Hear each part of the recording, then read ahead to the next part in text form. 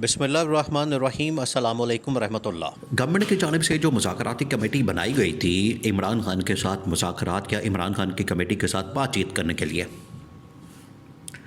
उसमें एक और रुकन को बाद में शामिल किया गया। दो रुकन वैसे शामिल किए गए थे, दो अरकान उसमें बाद में, एक खालिद मक्सी और दूसरे एजाज़ुल हक, जो कि मुस्लिम लीग ज़िया के सरबराह है। उनको शामिल किया गया और कहा गया कि ये भी अब गवर्नमेंट की जानिब से नुमाइंदगी करेंगे। उन्होंने अब बहुत बड़ा इंकशाफ किया, बहुत बड़ा इंकशाफ, और उन्होंने बताया है कि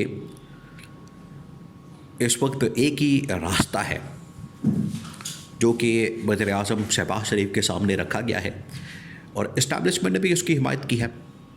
वो रास्ता ये है कि मुल्क के अंदर नए इंतखाबात करवा दिए जाएँ, असम्बलियाँ तोड़ दी जाएँ, मुल्क के अंदर जो है वो वक्ती तौर पर एक नेशनल गवर्नमेंट, कौमी हुकूमत कायम कर दी जाए और इस हुकूमत का ख़ात्मा कर दिया जाए, ताकि और फिर इंतखाबात भी ऐसे होने चाहिए। यह सबसे बड़ा सवाल है कि उसके ऊपर कोई उंगलियां ना उठा सके। उसके लिए फिर आपको एक ऐसा election commission, including chief election commissioner, ये जो बैठा हुआ है ना सिकंदर सुल्तान राजा ऊपर सप बन के, इसको भी फारिग करना फिर पड़ेगा और एक ऐसा इंडिपेंडेंट इलेक्शन कमीशन बना दिया जाए जो कि पूरे मुल्क के अंदर साफ और शफाफ इंतखाबात यकीनी बनाए। ये है इसके पीछे सोच। अब एजाज़ुल हक की जानिब से ये जो इंकशाफ किया गया है उसमें कहा गया है कि वज़ीर आज़म शहबाज शरीफ को ये मशवरा दिया गया। तो मशवरा कहाँ से आया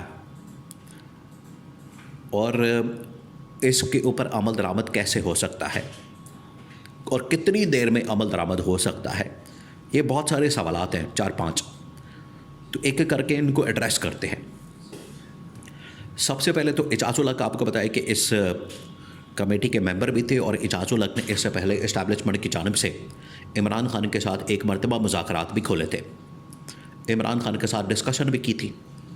जिन दिनों में इमरान खान अभी जेल में नहीं गए थे, बाहर थे, और इमरान खान के साथ इस्टेब्लिशमेंट की बात हो रही थी, जिन दिनों में इमरान खान कभी लॉन्ग मार्च, कभी धरना, कभी एहतजाज, इमरान खान कोई ना कोई इमरान खान एहतजाज, लॉन्ग मार्च करता रहता था। तो उसके लिए एजाज़ुल हक को मैदान में उतारा गया कि आप जाएं और इमरान खान के साथ मुज़ाकरात करें। तो उस वक्त भी इस्टेब्लिशमेंट ने इनको मैदान में उतारा। आज भी ये जो कमेटी के अंदर शामिल किया गया, ये आखिरकार इस्टेब्लिशमेंट की अशीर बात से किया गया। तो उधर से फिर ऑप्शन भी आई हैं। अब निज़ाम ये चल नहीं रहा। ये जो हुकूमत इस वक्त आपको नज़र आती है, हुकूमत आपको काम करती हुई नज़र आती है, ये चल नहीं रहा निज़ाम, क्योंकि इस हुकूमत की वजह से मुल्क जो है मज़ीद तबाही और बर्बादी की तरफ जा रहा है। 1 साल हो गया है। 1 साल के अंदर आप लोगों से बात करके, सर्वे करके देख लें, आपको पता लग जाएगा। दूध का दूध, पानी का पानी हो जाएगा। हुकूमत ने तो 8 फरवरी को ऐलान किया है ना इसका यौम तामीर व तरक्की मनाने का। आवाम से पूछें, वो आपको कहेंगे कि इस दिन यौम तबाही और बर्बादी मनाना चाहिए।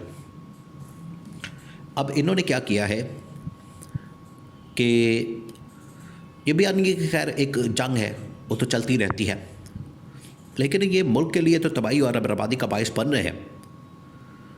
तो इन्होंने जो 1 साल के अंदर तबाही और बर्बादी फेरी है, उससे इस्टेब्लिशमेंट भी तंग है।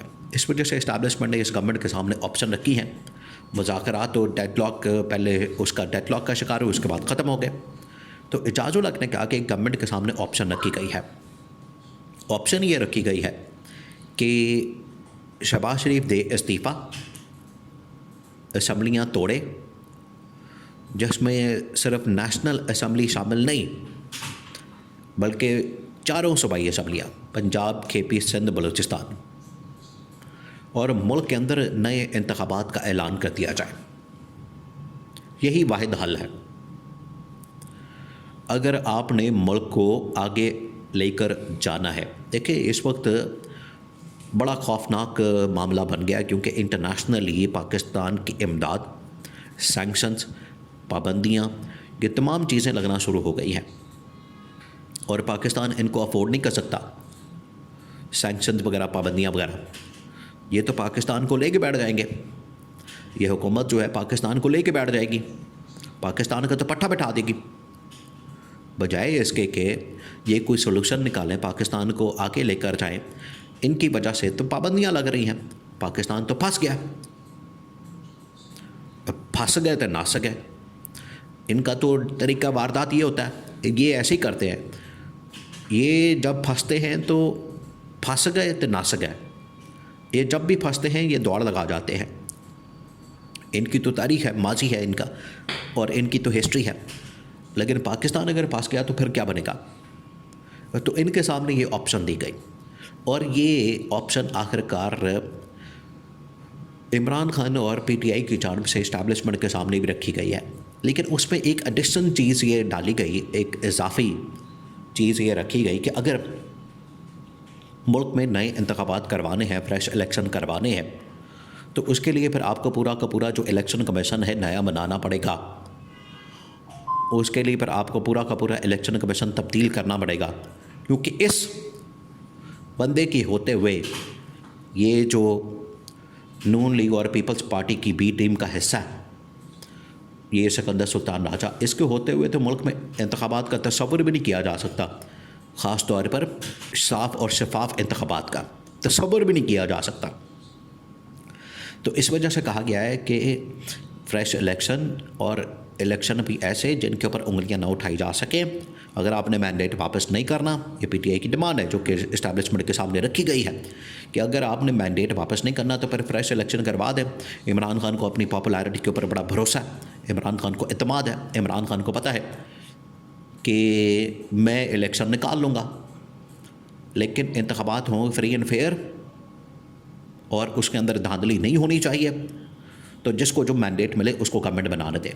यही वो वाहिद सोल्यूशन है, रास्ता है जिसके ज़रिए से मुल्क जो है वो आगे बढ़ सकता है।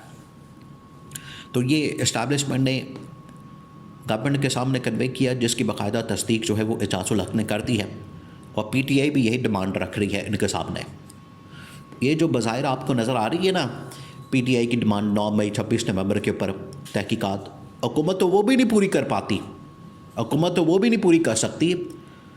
बाकी डिमांड तो पूरी हुकूमत नहीं, आखिरकार इस्टेब्लिशमेंट ने ही इसको पूरा करना है। और इसी वजह से इस्टेब्लिशमेंट की जानिब से जब ये रखा गया तो उन्होंने मैसेज शहबाज शरीफ के सामने रखा, जिसकी तस्दीक एजाज़ुल हक़ ने कर दी।